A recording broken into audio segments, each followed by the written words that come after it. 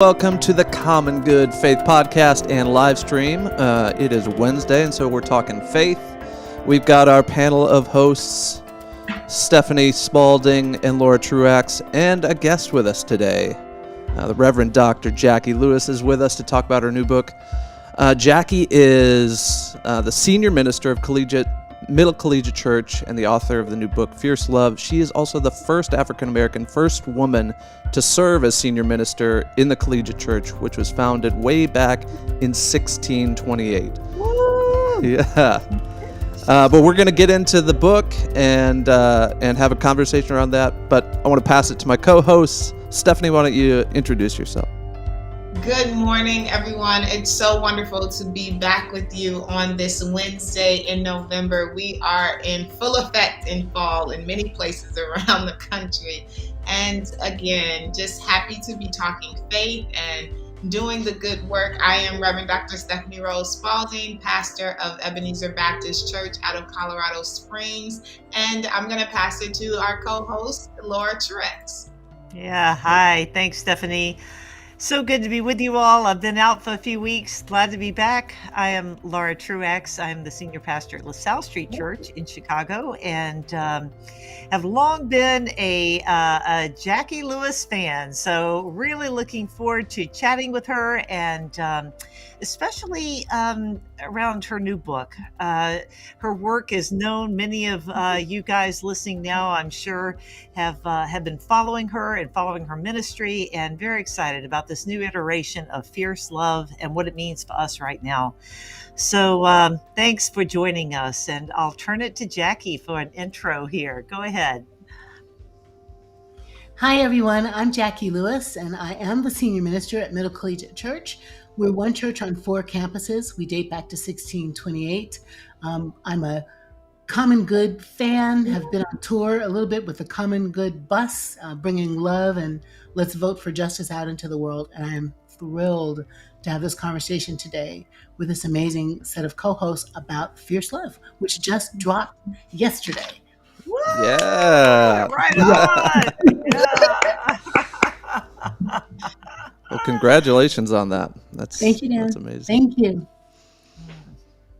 Well, why don't we jump into it? First, tell us just why Fierce Love to begin with. What prompted the writing of this, and then we'll get into some more specific questions. Where did this book come from? Yeah, thank you, Dan. From my soul, but really from a broken heart, I think, a heart that's been really grieving American politics, American white supremacy and racism, American anti-Muslim, anti-Semitism sentiments, all in the name of a poor, at once homeless, refugee baby who was brown-skinned and a Jew from Palestine. It is interesting to me that God chose, our faith story says, to come all the way down to be with us in this particular body, in a marginalized body, maybe even a traumatized body. And in the name of that body, we have created the most toxic religion instead of the one that's grounded on love. So as I was grieving this over the last decade or so, especially, it was bubbling up in my soul to think, how could I preach about, talk about, write about love as a religion, a faith in a grown-up God, And I realized that I don't want to just talk about it inside the church. So I tried to push this book out of my body in a space that can be for people of faith and people of no faith, but to talk about love as the religion that will heal our world. And that love is fierce. So Can you go just a little bit deeper in how you are operationalizing what love is, right? Because some may come to this and think about all of the things that you named around racism, anti-Semitism, and just classism, sexism, all these isms, and think that are we in this feel good moment once again, and asking people who have bore the burden of so many oppressions to just simply like come to this kumbaya place. So how are you operationalizing and using love in and of itself? That's a great question, Stephanie, right? Because I'm not talking about, honestly, I'm not, this book, let me say, this book isn't about. This book is about turn the other cheek, status quo, suffering. This book is about the kind of love that I've learned from my ancestors that pushed back against systems, that stands up against powers and principalities, that is morally courageous and speaks the fierce truth about what's happening in the world and actually demands something different. I don't find Jesus as Placido Domingo guy. I find him as, that guy, he looks all Mhm. Mhm. and whatnot in the Renaissance Mhm. paintings.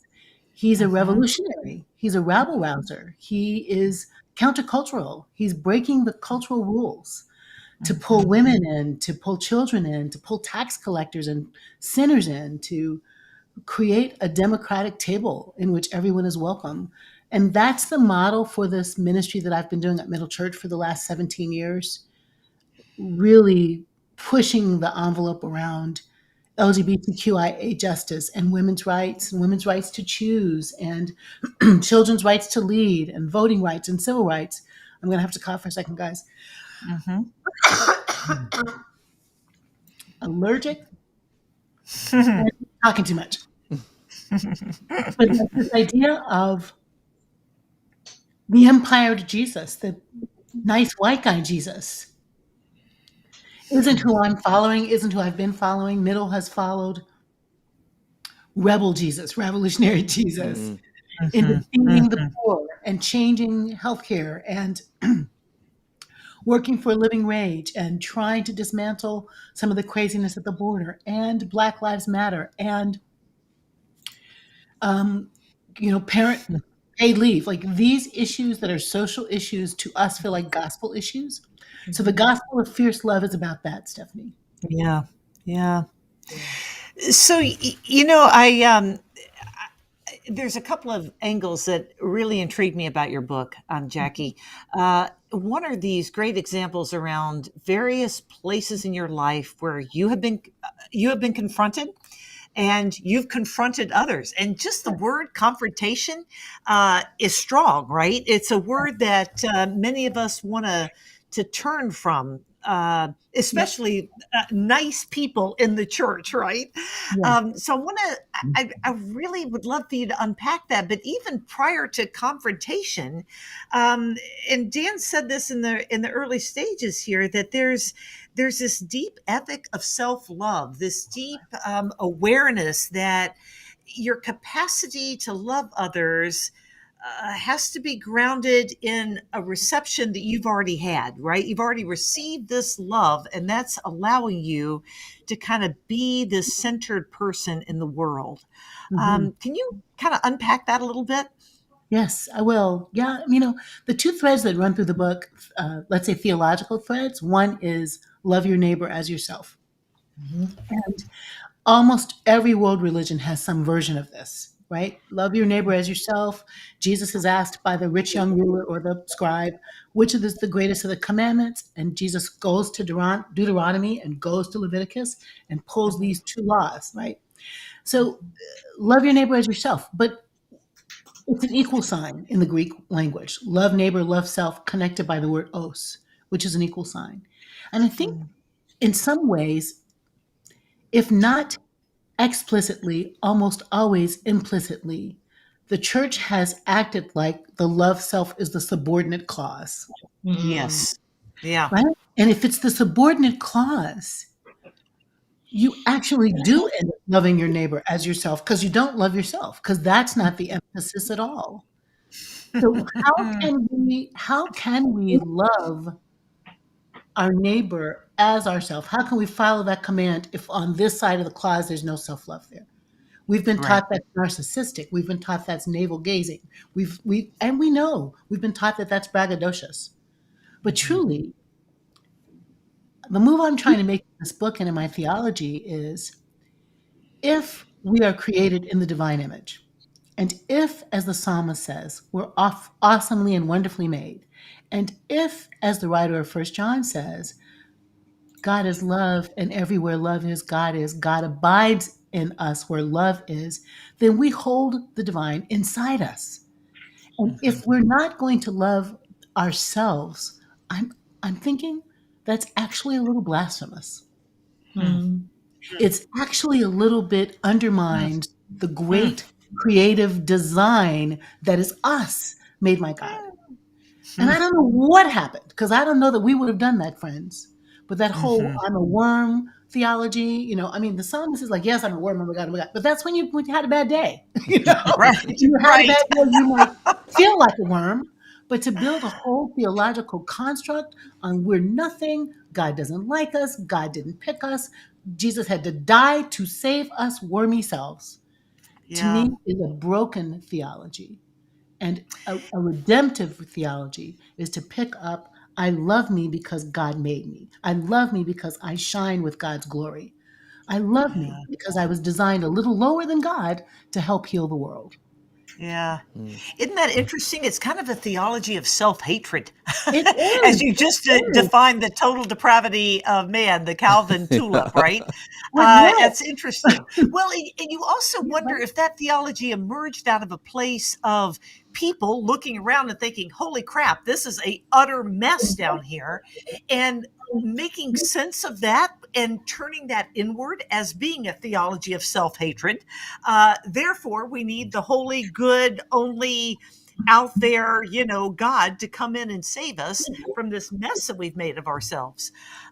So that's very But we helpful, Jacqui. but we tend to find that in modern interpretations, modern Western white interpretations of Christianity. To Right. your point earlier, like almost every world religion has some form of the do unto others or do no harm, love That's as love you want as to loved. That's right. yourself.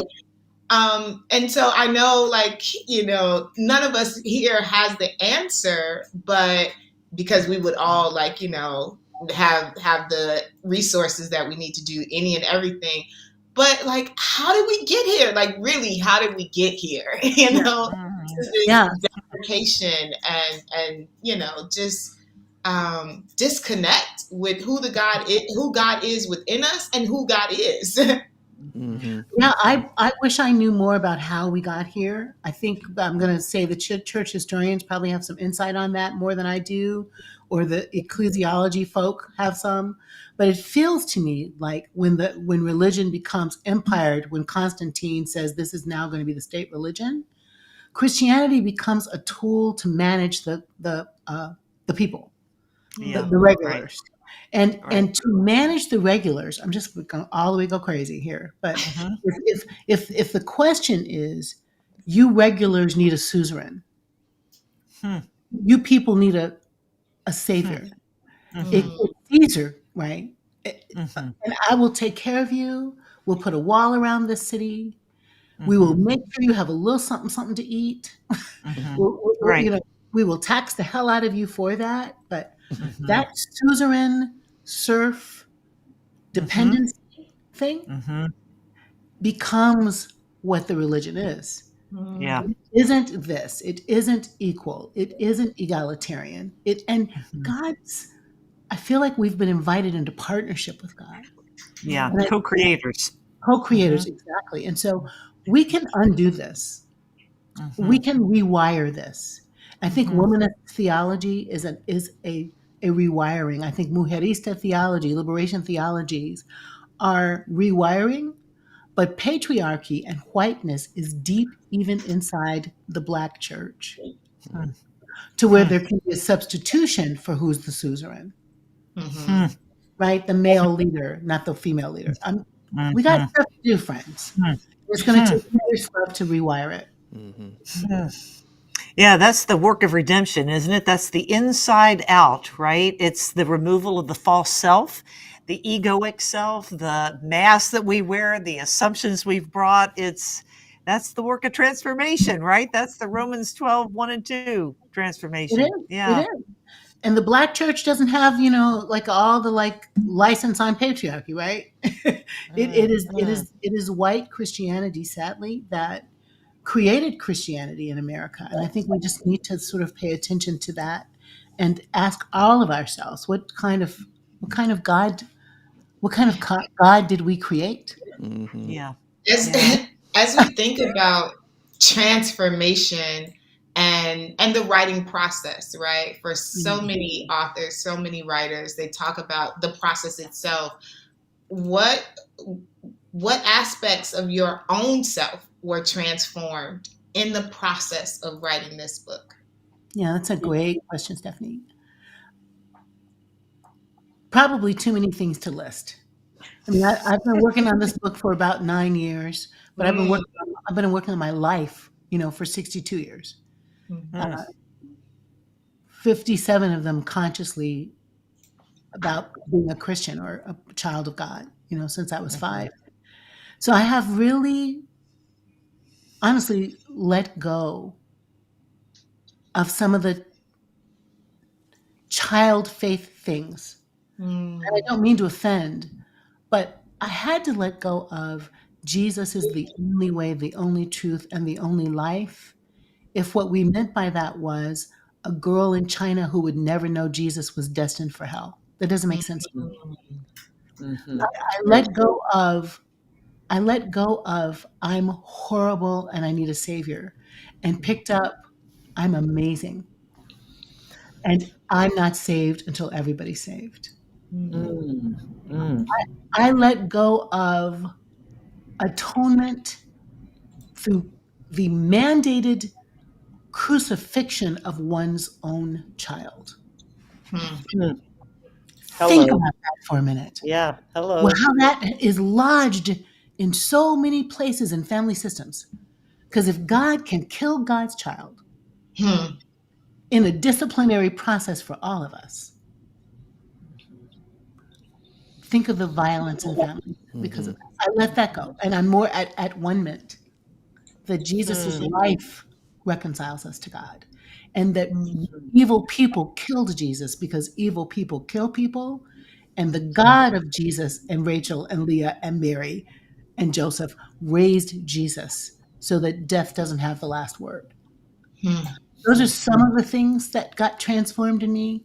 And I fell in love with the God in me, and I fell more in love, therefore, with myself and more in love with God. mm. Yeah. Jackie, I One was. thing, Oh, Jackie, go that ahead. comes out. Oh, pardon me, Dan. Well, one thing that comes out in your book Man in the room with repeatedly all these here is women. this sense of you being enough, Yeah, of yeah, you being completely human. And yeah. completely human is all we need to be. You don't have to love perfectly. You don't have to lead perfectly. You don't have to forgive perfectly. It's perfectly imperfect, as a phrase, right? Right. Yeah. We are enough. We are enough. Each of us is enough, and each of us is in process. And I really do believe that Jesus came to teach us the very best of what is human and what is divine. Absolutely believe that. But also, Jesus was enough, enough to be Yeah. able to pray, God, my God, why are you forsaking me? Like all this Jesusness is about this intimate relationship with a holy parent who loves us as we are and also wants us to be better, which just makes sense. Yeah. Jackie, I wanted to ask about your story growing up. You said in your bio you fell in love with God at an early age, but Yeah, also heard that women don't preach. right. And so tell us about that journey of following rebel Jesus who breaks the rules Yeah. into becoming a preacher. Yeah, which breaks somebody's rule, right? Yeah, when I was somebody's rule, when I was about 7.5, almost 8 years old, I took communion for the very first time in our little Presbyterian church in Chicago. My dad was a deacon, so he was serving communion, and my mom was sitting next to me in the pew. And when the little bread came by, she whispers, "Jackie, this bread means God will always love you." And that was her explanation for it. Like my pastor was talking, I don't know what he was saying, but that was her definition for me as a child to take it. And that bread was so good. It was that Hawaiian sweet bread that they make the dips in. Like, God is, woo, this is delicious, and God loves me. And then the Welch's grape juice comes by, right? And this means God will never leave you.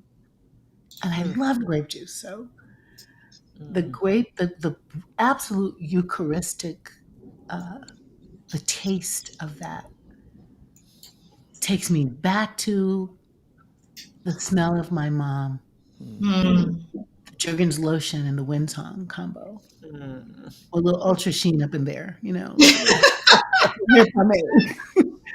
And all of those sensory things. So I'm in love with my mother. I'm in love with my dad. I'm in love with this God they're giving me that will always love me and never leave me.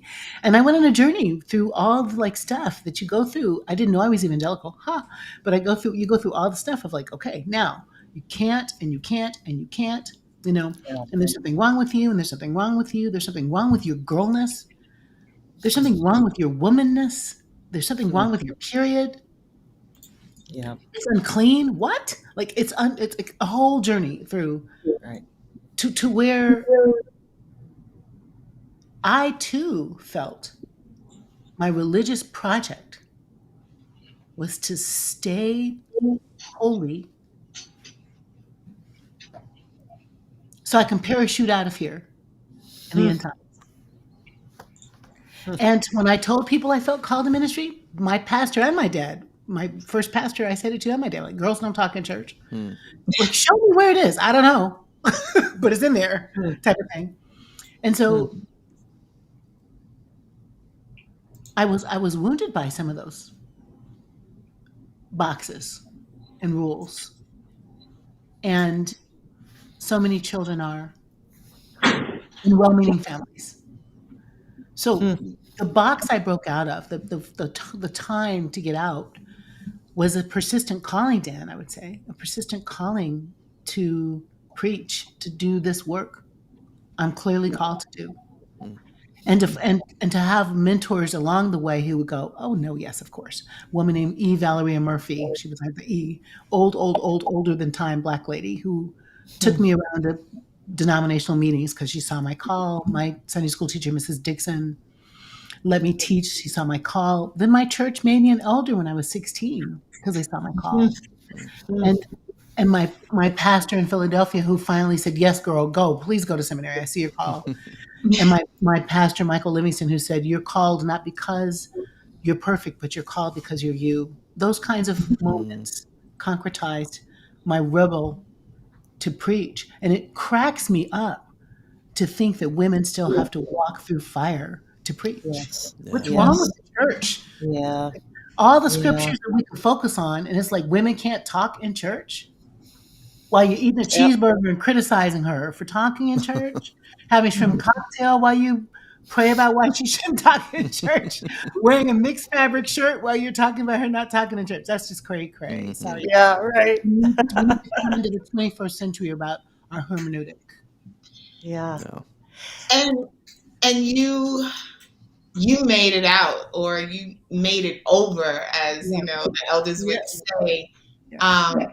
But everybody doesn't. And I am thinking about, again, of course, read the book, Fierce Love, right? But I am thinking about those who don't, or who are at the moment where they are paralyzed spiritually because they have been so boxed and chained and shackled in these ways, and not just in the church, but having to find the resilience within them. And right now I'm watching, like most of America, or a lot of America, according to Netflix, I'm watching Colin in Black and White, right? Yeah. And there's one scene where young Colin is dealing with the racism that he grew up dealing with, and he asks of his adopted white parents, why am I always the one to have to be a bigger person? Yeah. So for those who are in that moment again, and we're trying to get this book in their hands, what do we say to them? What do we do for them? Or what is needed for them? Because I can imagine there are a number of young Collins who won't fight through it. who will not push through to be the bigger person, asking themselves, why am I always the one? Yeah. Stephanie, thank you for that sermon that preaches, honey. Thank you for that question that evokes in me a deep memory of the first time I'm called the N word when I'm 5 years old. And just to say, like, to be Black in America, I'm sorry, y'all, to be Black in America is a unique hell. Psychologist Robert Carter says there are lots of differences and lots of reasons that we oppress each other, but race is a different difference. Black people can't pass for anything. We can't pass for white. We cannot pass through by without noticing the permanent nature of anti-Black racism in this nation. And yes, Indigenous people. Oh my God, right? Horrible what's happened. Yes, all this anti-Asian violence. Horrible what's happened. Yes, how we behave ourselves about good people coming into America at the border. Yes, all of that, all of that. So I'm not trying to do oppression Olympics. I'm trying to say Blackness in America is a particular beauty with which comes a particular burden. And I would say to the church, to the parents, to the people listening who are Black and coming through, going through, trying to get around this, there are so many resources about how white people can be anti-racist. And I'm saying this is a resource about you loving you. This is the intention. We decided not to call it How Black People Survive Whiteness in America, but we could have. We could have, because it has to be noted that this nation is not a container designed for your wellness and wholeness. It's a miracle that Colin becomes Colin. It's a miracle that Stephanie and I become who we are in this container. So how do we make the container better? And I would say that this podcast demographic is likely not the Black church all the time, but white people who are listening, you can make the container in America better by committing to anti-racism and not pretending that it's not a faithful choice. In other words, truth is politics. And we do have to hold up the common good as an end to our faith and our relationship with God. That's about how you vote. That's about how you spend your money. That's about where you live. It's almost Christmas, and y'all are all going to go shopping now for the stuff for the babies. It's about what kind of doll are you going to buy? Which American doll are you going to buy for your American princess? Why don't you get the Black one that looks like Harriet Tubman? What about diversifying the media your children consume? Sit down with your children and watch Colin in Black and White and talk about American racism. Don't pretend that colorblind is the way to heal it. It's not. Your child sees color. I say in the book, your child knows what color Teddy's eyes are and what color his hair is. And so talk about that. Like, oh, red hair, what does black, what kind of, put some meaning on the thing that they're noticing about skin tone and color and texture, because someone else is going to put meaning on it. So you could put meaning on it as a celebration of God's diversity. You could use times like Black History Month or King Day to really dive into some of these multiracial, multi-ethnic resources so your children are exposed. You have to have a zero tolerance about racism in your house. We don't use pronouns like they about them. Uncle Bob cannot call somebody the N-word and stay at your dinner table. That's how we have a revolution. So I'm saying, Stephanie, to white people to be accomplices, not just allies. And I'm saying to Black people, you're beautiful and amazing and gifted and shiny, and God loves you. And that is a whole muscle to develop of self-esteem and self-admiration in the context of American racism. And I got stuff for you to do in here to get there. So, Stephanie, building off Stephanie's comment around this identity piece, a love piece, a empowerment piece, and a confrontation piece. Can you move that into some of Yeah. your work here. Yeah. So unpack that for us. Yes, yes, yes. I I used to be so afraid of confrontation. Um, One, I'm a little girl taught that little girls are nice and they don't confront, and a girl child in a family that was a military family. Yes, sir, no, sir. Yes, ma'am, no, ma'am. Otherwise, you're sassy, Mhm. Yeah. and that was not met with warm hugs sometimes. Oh, my sassy child. They're there. That's not how we were raised. So I pretty I pretty I pretty much tell a few vulnerable stories in the book about Yeah. becoming a person who learns how to confront, and learning how to confront made me an activist. I talk about being a little girl whose classmate calls her the N word when I'm 5, and my mom tells me racism is silly, and we pray about it, which is beautiful. One act of intervention was, that is so silly that someone thinks that you're not good because you're black.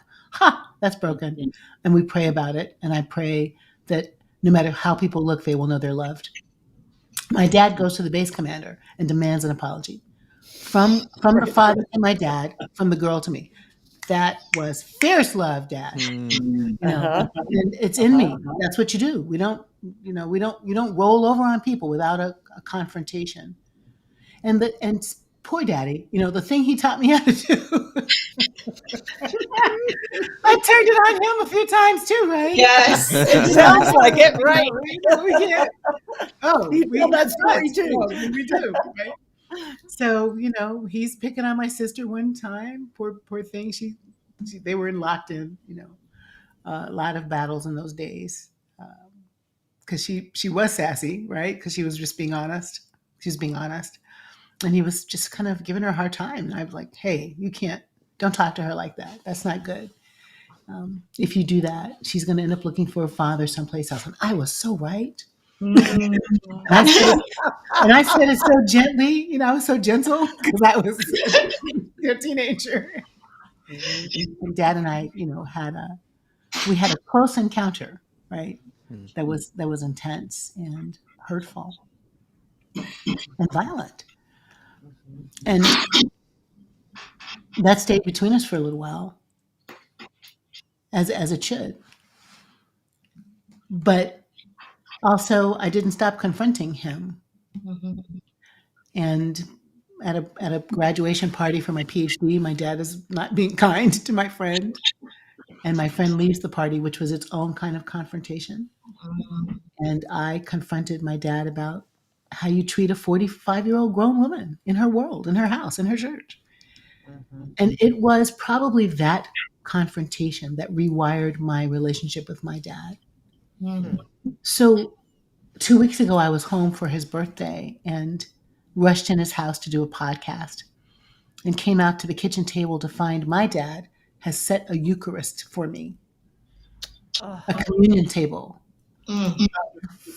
fried chicken, thighs, not breasts, because ill with the breasts, they're too dry, and potato salad and coleslaw and a glass of rosé. And he just has it ready for me. Not sure I was going to make it, but hoping I'd make it. mm, And sat with me and held my stories and my excitement about the book, and just loved on me, right? With this just dad expansive love. We lost our mom 4 years ago, so I feel like dad mommies us. He channels mom for all of us.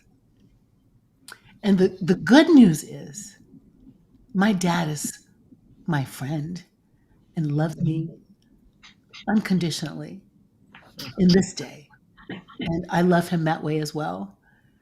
And so in a way, the book is a shout out to our wrestling to this point. And not to like embarrass him, old black man, he ain't trying to be embarrassed, but to celebrate that he at 87 became, right? He has become over the decades, is a nurturing, loving dad to me and my sister and my brothers, because people do transform. And confrontation, sometimes I call it carefrontation, helps the people we love us better. It will help the nation love us better. If we can learn how to do it without like threatening memes of like slicing up AOC because you disagree with her, like what the hell is going on? Right. We just Right. cannot be accepting that kind of anger and violence and vitriol. We have to confront that as well. Yeah, I think what was particularly powerful in your stories of confrontation was that the relationship is worth it. And Yeah. I think that's what we need to hear again, that the relationships are worth it, that we've got to cling to them doggedly. We've got to pour ourselves into them. We have to be willing to confrontation. I like both those words in some ways. But we've got to do it because the result is good enough to seek, right? It's good Yeah. enough to seek and to give ourselves to. Yeah. And it feels like that's the place where I think some of us are throwing in the towel, whether it's in churches that disagree or whether it's in families that just, you know what, I am not going to deal with you anymore. We've started to just kind of give up on those relationships, and Yeah. I feel like fierce love speaks into that space, Jacqui. It does. It does. And I want to nuance that. I mean, there are so many people that are going to go home for the holidays and be like, "Oh my God, I can't believe I can't do you." Right. I can't do it. So, what kind of norms do you need to set before you get home so you can do each other? Yeah. Yeah. We're not going to cuss each other. We're not going to yell at each other. We're going to disagree if we need to quietly. We're going to avoid the topic, whatever that is, because those times are precious and priceless, and we haven't had them.